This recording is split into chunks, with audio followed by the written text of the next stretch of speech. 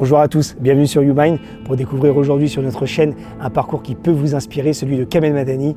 N'hésitez pas à vous abonner sur la chaîne YouMind pour découvrir des parcours extraordinaires. Merci à tous.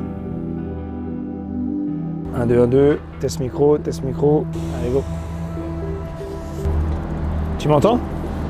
Ouais, on est. Ouais, on arrive là, on arrive sur le côté de la gare. Où est-ce que tu es? Petite surprise pour Pixora et YouMind. On va chercher notre invité du jour. Vous allez voir. Tu vas bien? La forme? Ouais, tranquille, ouais. Ça va? Ça va? Bien. Ouais, regarde, c'est quoi, je vais t'équiper direct. Vas-y. Comme ça. Et tout de suite Ça va, là. santé, beau gosse, Là, ça va? là, tac. Voilà. Comme ça, t'es bien. Ça va ou quoi? Ouais, ça va, nickel. Bien, ça va. Ce que je te propose, c'est quoi? On va aller boire un café? Vas-y, vas-y, Hein? vas-y. Ok. Vas-y. T'as fait bon voyage? Ouais, franchement, tranquille, TER. Tranquille.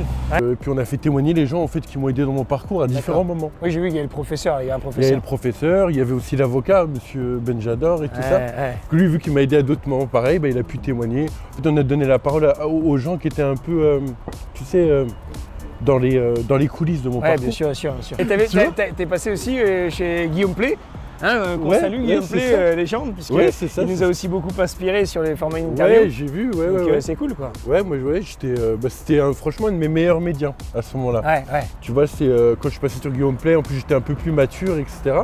Et moi j'aime bien le contenu que j'ai donné dessus, tu vois. Ouais, c'est pas mal, on a regardé. Et puis ça, ouais, intéressant. ça représente plus ce que je suis aujourd'hui. Ok. Voilà. Bon courage pour les projets. J'écris mal, hein, comme un prof.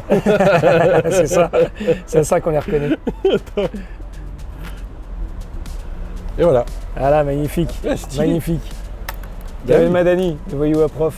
Comme Ah, c'est quoi, cool, dans la franchement, vie, c'est cool. tout peut arriver. Mais tu le lis, hein. Ah bah, je vais le lire. Moi, avec grand je l'ai plaisir. offert à mon médecin il y a Avec grand 3 ans, il n'a plaisir, jamais tu lu. rigoles. Je te Ah si, jure. si. Attends. À nous les cadeaux, on les lit. Ah oui, et Franchement, il se lit vite, franchement il se lit vite. On aime les Et c'est histoires. un bon truc pour les c'est jeunes. pour et ça tout. qu'on. Non, franchement c'est cool. C'est un truc. Kamel Madani, Enchanté. Ça va? ravi d'avoir accepté notre invitation, notre merci. Ouais, C'est super. Ouais, ça me fait plaisir. Hein, ici dans notre belle ville à Tours. Ouais. Donc voilà, c'est cool. J'aimerais que tu nous racontes justement un petit peu. Alors, on a la chance d'avoir ce livre que tu nous as gentiment dédicacé, de Voyou à Prof. Alors, de Voyou à Prof, quel était le chemin de ta vie en fait et comment tu es arrivé justement sur cette pente glissante, j'ai envie de dire? Alors moi, on a chacun notre parcours. Moi, en vrai, je suis né, c'est mon chapitre 1, je suis né innocent. Donc, pour que les gens comprennent qu'on ne fait pas tout le temps les choses, on ne décide pas quand on est. Je suis né dans une famille qui était un peu compliquée. A fortiori, il y a eu de la violence, de la maltraitance, etc. Et même un cadre un peu difficile. Et puis on a été déracinés, on était en Algérie. C'était déjà un autre cadre. Et puis quand on est venu en France, mes parents, ils ont leurs problèmes de couple, etc. La culture de la violence, voilà. Bon, maintenant, je leur pardonne. Et mon père est mort, paix à son âme. Mais voilà, d'être tout le temps dans la violence. On a une première étape où on est en primaire, on est content d'y être. Parce que c'est mieux que chez nous. Tu es né en France? Je suis né en Algérie. Tu es né en Algérie, d'accord. Je suis né en Tu es né en Algérie. Algérie en quelle année? En 89. Je me fais vieux. Hein. Ça commence. Ouais. Donc tu es à l'école justement et tu dis là, en France, tu commences justement ta vie... Dès que j'arrive en France et que je suis dans l'école, l'école de la République, c'est tout de suite un contraste avec ce qui se passe chez moi. Et comme plein d'autres enfants en fait. Hein. Ouais, voilà. Chez moi, c'est un autre monde où on s'en contente au début, on trouve ça normal, la violence, les cris et tout ça. Puis quand on arrive à l'école, on se dit, c'est le paradis. Donc il y a eu cette période-là où j'étais content d'aller à l'école. D'accord. Et puis après, quand tu arrives au collège et que tu n'es pas très net dans ta tête, hein, donc tu t'exprimes par la violence. Après, voilà, c'est comme ça en tout cas que ça a commencé. D'accord, ok. Donc à partir du collège, tu sens que tu as une petite colère en toi qui... Comme beaucoup, vraiment comme beaucoup. Ouais. Alors, peut-être le collège où tu étais, il y avait d'autres garçons comme toi ou filles qui étaient... Il y avait, on s'est agrégé. Tu vois, on avait d'autres gens qui ont d'autres problèmes. Il y en a peut-être qui ont leur père décédé, il y en a qui ont été victimes d'abus, etc. Et entre têtes brûlées, comme on dit, on s'est cherché, on s'est fait au début, au collège c'est des petites bêtises, mais voilà, ça commence. La violence, les exclusions, etc. Donc, c'est comme ça que ça commence. Tu connais tes premiers partenaires de... Partenaires, c'est ça, de nimp. Tu vois, au début c'est des petites bêtises, mais après on commence à être exclu, et donc voilà, on s'exprime par la violence et c'est pas bon. Mais j'ai respecté mes professeurs. Et alors, qu'est-ce qui t'a motivé après de passer à l'étape, j'ai envie de dire, supérieure? C'est quoi? C'est le manque d'argent, la vie où tu es un peu perdu, tu n'as pas de repères? Non, je pense qu'il y a l'immaturité, il y a l'enfance difficile. Et chez moi, en tout cas, ça a créé, alors maintenant je suis grand, hein, mais sur le moment, ça a créé du je m'en bats les couilles, du je m'en foutisme, du franchement indifférent. On n'a pas de notion du bien ou du mal, on s'en fout. Bien sûr. Ouais, c'est comme ça, en tout cas, moi, que je l'ai vécu. Et pour nos enfants, c'est quoi? C'est des mauvaises rencontres? C'est éviter des mauvaises fréquentations? Est-ce que c'est les fréquentations qui t'ont amené à devenir un voyou, ou c'est toi déjà qui avais ça dans le sang, j'ai envie de dire, ou du moins par rapport à la colère qui a grandi en toi? Moi, je pense que c'est les deux, parce que c'est pareil, on dit toujours, ouais, les mauvaises fréquentations, mais j'ai aussi été la mauvaise fréquentation de gens. De quelqu'un d'autre. Bah oui, ça n'a aucun sens. Nos parents, ils veulent toujours dire que c'est pas de notre faute. Et on s'engraine tous un peu les uns les autres. Donc non, déjà moi, c'était à cause de mes parents. Ils m'ont quand même ils ont eu des difficultés à m'éduquer de manière saine. Donc moi, je suis tombé sur des gens comme moi. Donc on était dans les délires, on s'est auto-influencé. Dans mon cas, moi. D'accord. C'est crescendo, on s'auto-influence, on se retrouve... en fait, les problèmes familiaux, à un moment, nous, on grandit. C'est-à-dire que ton papa, quand tu as 13-14 ans, il ne peut plus te taper. Ouais. Au bout d'un moment... il y a un conflit entre les hommes. Ouais. Oui, parce qu'il y a des moments où il y a une rupture. Moi, c'est moi qui ai fait cette rupture. Ça, tu vois, je ne l'avais jamais dit dans les médias. C'est moi, à un moment, qui me suis mis contre mon père. Ouais, tu t'émancipes et là, tu deviens un homme. J'ai été contre mon père. Il faisait, maintenant qu'il n'est plus là, voilà, mais il faisait des choses difficiles. J'ai été contre lui. Et à partir de ce moment-là, lui, il a arrêté d'être dur avec nous. Il s'est effacé. Et nous, du coup, on a eu accès à la liberté, tu vois, après. Ouais, bien sûr. On passe de prison, du coup, chez nous. Après, on peut sortir, et puis quand tu sors, tu te crois tout permis. Comment ça commence les premières bêtises ou qu'est-ce que tu fais? Tu fais des cambriolages? Tu cherches à faire quoi? Qu'est-ce qui t'attire en fait dans les premières bêtises, c'est un peu pour l'excitation et pour se prouver devant mes collègues. Tu vois, genre, t'es pas cap, mais ça va loin, ça. Hein. Au bout d'un moment, t'es pas cap, alors tu fais, après un petit peu d'argent, mais c'est pas vraiment... Mais t'es pas cap, et puis tu rentres dans des trucs... Des vols, des choses comme ça? Ouais, c'était vraiment des vols, vraiment, je faisais un peu n'importe quoi, un petit peu de trafic, un petit peu de machin. T'essayes de trouver ta voie, entre guillemets, de malfrat, c'était un peu du je m'en foutisme. C'était vraiment tu fais. Et en parallèle, il y a cet aspect violence. Où, maintenant, avec le recul, je dis quand même, je me battais quand même beaucoup. Là, j'ai fini dans le coma, j'ai aussi, de l'autre côté, fait des dégâts que je regrette aujourd'hui. Donc en fait, c'est un... T'es rempli un peu de rage et de violence, et puis voilà. Oui, parce qu'on voit aujourd'hui quand même que t'es apaisé, que t'es un garçon gentil. Non, mais j'ai grandi. Non, mais c'est important de comprendre un petit peu Oui. Parce que le fond du garçon que t'es aujourd'hui, c'est celui que t'étais quand t'es petit, en fait. Ouais, c'est ça. C'est le petit garçon que t'étais. C'est l'enfant innocent. Nous, on est des enfants innocents, tous. Voilà, on est tous... on cherche pas à faire du mal aux gens. Bon, mais au bout d'un moment, on perd cette notion-là, etc. Et j'étais immature, ça c'est vrai. Okay. Et donc qu'est-ce qui t'amène aux assises? Parce que pour les gens qui nous regardent, tu as quand même eu un gros parcours, entre guillemets, au niveau du casier judiciaire. Avant, j'aurais dit concours de circonstances. Maintenant, je peux dire avec le temps que je l'ai cherché. Ça veut dire que je continue les délits, des vols un peu qu'on ne pas trop envie de préciser là en public, mais parce que c'est pas, je ne veux pas faire l'apologie, mais c'est des choses compliquées. Qui font du mal aux gens, qui me font du mal, qui font du mal à ma c'était n'importe quoi. Et en plus, on s'enrichit rarement. Ouais, bien sûr. C'est pas comme ça qu'on fait les choses. Et au bout d'un moment, la justice, elle te stoppe. Hein. Moi, la première fois, elle m'a stoppé, elle m'a mis le bracelet.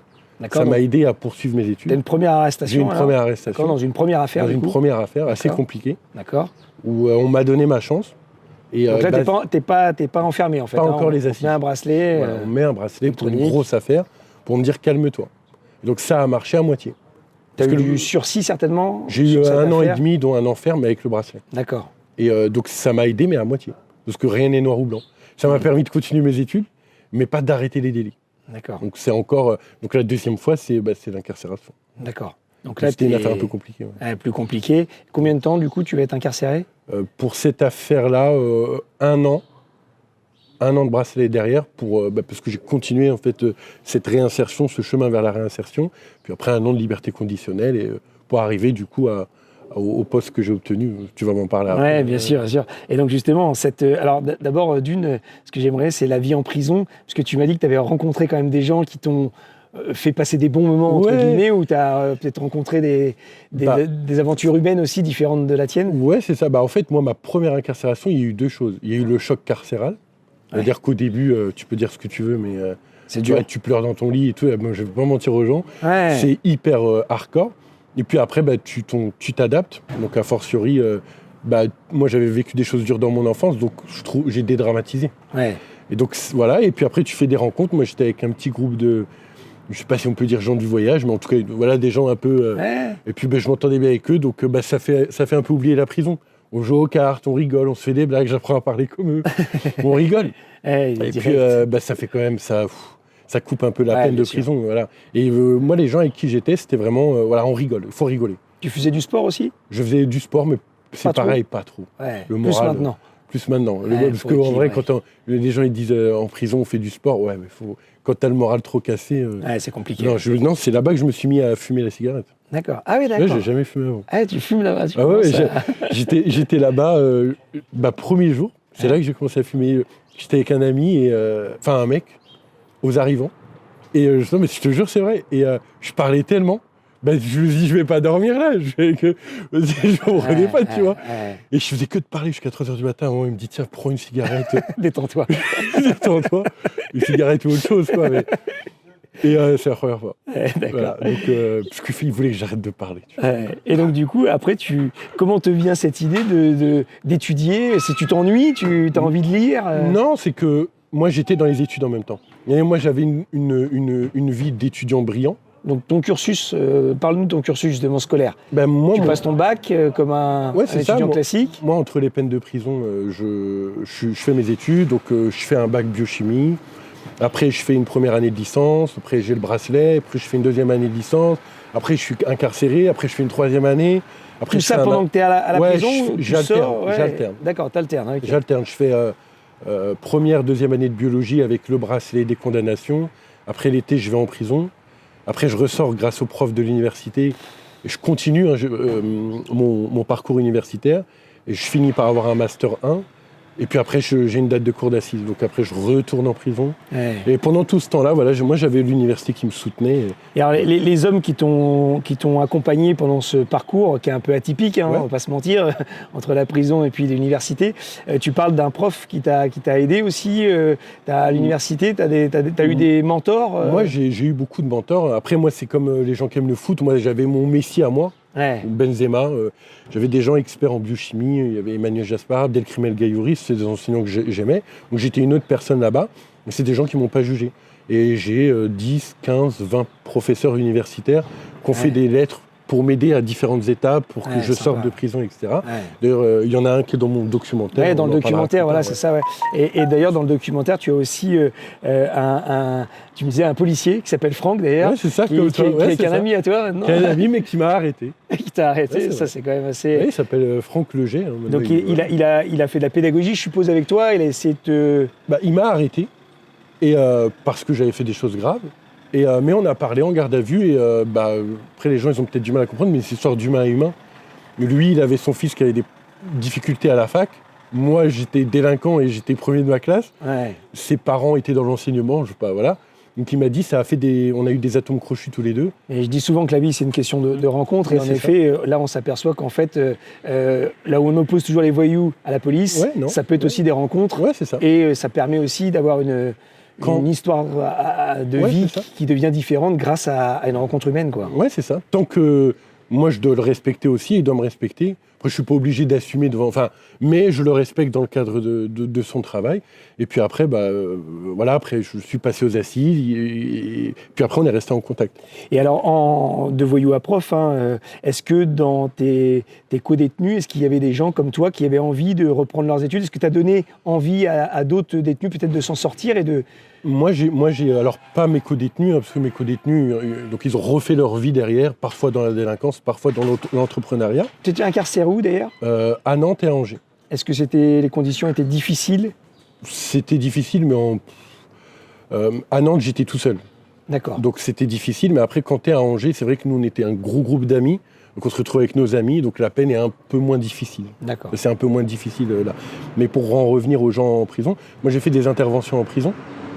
dans des CER, CEF, prisons, parce que etc. tu donnes des conférences aussi, ce qu'il faut savoir. J'en ai fait longtemps maintenant, je suis un peu épuisé de faire tout ça. Ouais, bien sûr.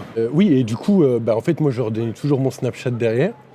Donc voilà, et il y en a plein, il y en a un qui a repris ses études grâce à moi, il y en a un qui a fait effacer son casier pour devenir VTC, mais parce que j'avais eu ce parcours-là, ça l'a motivé, et parfois j'ai peut-être juste mis ma pierre à l'édifice, mais voilà, je participe en fait à, quand tu as un jeune qui est en manque de repères, en regardant mon parcours, si ça ne l'aide pas, tant pis, en tout cas, parce qu'il y a beaucoup de gens qui disent ça, non, ça ne l'incite pas à faire plus de bêtises, il est grand, bien sûr. Mais ça leur montre qu'il y a d'autres voies. Et donc... Aujourd'hui, donc tu disais que tu donnais toujours des cours en médecine notamment ? Oui, maintenant j'ai un peu évolué, j'ai fait le tour un peu de l'éducation nationale.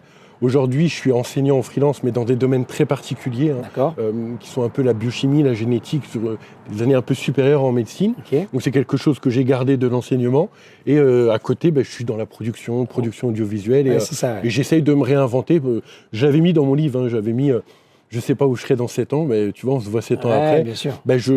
J'ai ouvert la porte, moi, aux jeunes. Donc, ils voient que c'est possible, mais j'ai le droit de ne pas me cantonner à l'enseignement standard dans l'éducation nationale. Ça peut plaire à des gens. Donc, moi, j'ai d'autres ambitions. Voilà, ça m'a fait plaisir d'enseigner en médecine. Ça me fait plaisir de faire des conférences. Et l'audiovisuel, comme peut-être toi, on aime bien. Bien sûr, on parlait des projets avec des projets à l'étranger, puisque nous, avec Pixora International, on a aussi des projets à l'étranger. Donc, au contraire... j'ai un projet à l'étranger. Ouais, c'est j'ai un projet, mais je préfère pas me porter l'œil. C'est pareil, j'ai un projet dans l'audiovisuel à l'étranger.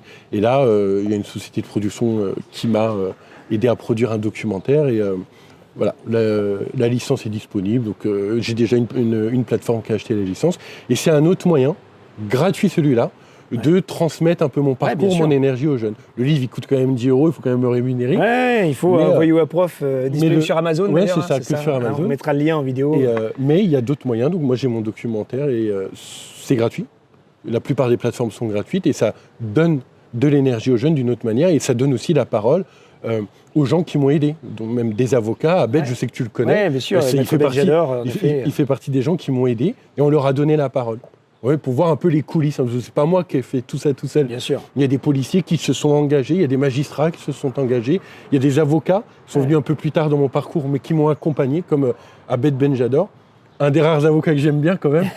J'ai pas d'atome crochu avec les avocats, sauf lui parce qu'il est droit. Et puis j'ai des enseignants-chercheurs, on leur a donné la parole dans mon documentaire. Et on a leur regard sur moi.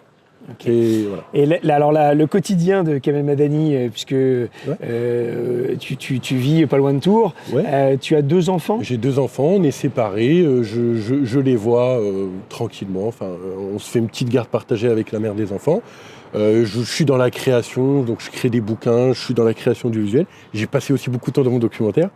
Et je fais un peu d'enseignement en freelance. Et puis on a des nouveaux projets ce qui est bien. Dans l'audiovisuel, dans la création, dans l'intelligence artificielle aussi, potentiellement à l'étranger. D'accord. D'ici janvier, je pense. Ouais, quelques 2026. mois. On se reverra pour faire tout ça. Et au niveau justement du sport aussi, est-ce que ça t'a aidé, puisque je sais que tu fais pas mal de sport. On voit que tu t'entraînes ça aide beaucoup. Ça aide beaucoup. C'est pour la santé mentale. C'est-à-dire qu'à un moment, peut-être que les gens ne leur disent pas, mais moi j'ai des phases de dépression comme tout le monde. J'ai des phases où je consomme même de l'alcool, j'ai eu des moments difficiles. Et c'est vrai que le sport, c'est quelque chose qui te permet de canaliser. Et c'est hyper important. Ça te permet de ne pas être fou. On a tous nos problèmes. J'ai mon histoire, on a tous notre histoire. On a des séparations, on a des drames familiaux, etc. Et non, je fais beaucoup de sport. Alors, je fais du coaching sport, mais qu'avec mes amis, etc. Je les motive un petit peu. Mais c'est hyper important. Mais ils ne se rendent pas compte, les gens. C'est hyper important. Et à l'époque où je préparais mon concours, j'avais plus d'argent, etc. Bon, la mère de mes enfants m'aidait. Comment je faisais pour aller bien ? Tous les jours, je faisais du sport. Et en fait, ça fatigue pas, ça donne de l'énergie. Et c'est comme ça que je me suis donné le courage, parce que c'était compliqué et tout, de passer mes diplômes, de construire un dossier pour effacer mon casier. Enfin, tout ce travail-là, si tu fais pas de sport, c'est pas possible. Ouais, c'est compliqué. Bah, tu deviens fou, mais même tout le monde. Et par rapport à tes enfants, puisque là, ils sont encore jeunes, Ouais. tu me disais, ils ont 8 et 10 ans, Ouais. comment, quand ils vont grandir, qu'est-ce que tu vas leur raconter pour qu'ils évitent les erreurs, ou peut-être ce que tu dis déjà aux jeunes quand tu allais en conférence. Tu interviens dans des lycées, des choses comme ça? Je l'ai beaucoup fait. Dans des lycées, dans des associations, en Belgique, en France. Je l'ai beaucoup fait. J'ai beaucoup donné. C'est autour de quelqu'un d'autre.